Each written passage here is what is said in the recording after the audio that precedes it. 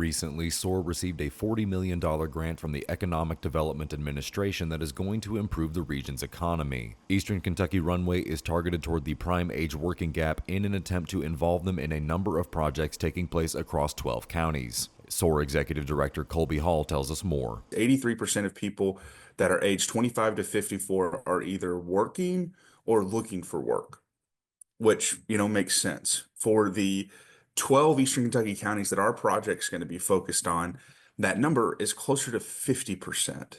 So it's a gap of over 30%, which means that probably over 40,000 people in our Eastern Kentucky region are age 25 to 54, but they're not working and they're not looking for work.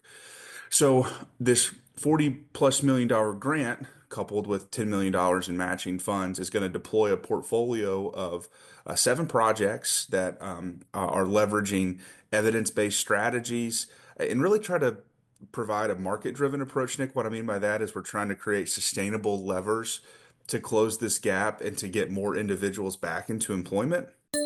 Take the halls with the Santa Bundle from Appalachian Wireless. Get over $1,000 in savings on select devices on a new or renewed line with the Appalachian Advantage, Unlimited, or Mix and Match plans. Ask for the Santa Bundle. We are you. We are Appalachian Wireless. Individuals who participate will not only contribute toward the overall growth of Eastern Kentucky, but can also gain trade skills and experience doing so. For more information, go to soar-ky.gov.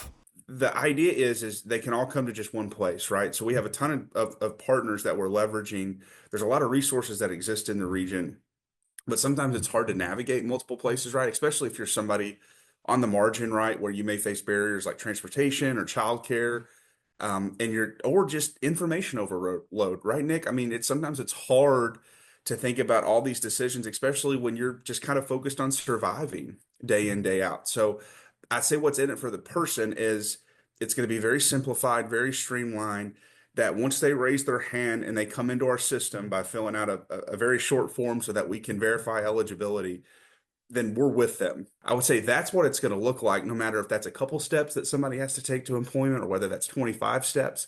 If that makes sense, they're going to be able to come to one place and we're going to stay with them as they undergo this really important transformation for themselves and for their communities. Reporting for Mountaintop News, I'm Nick Collum.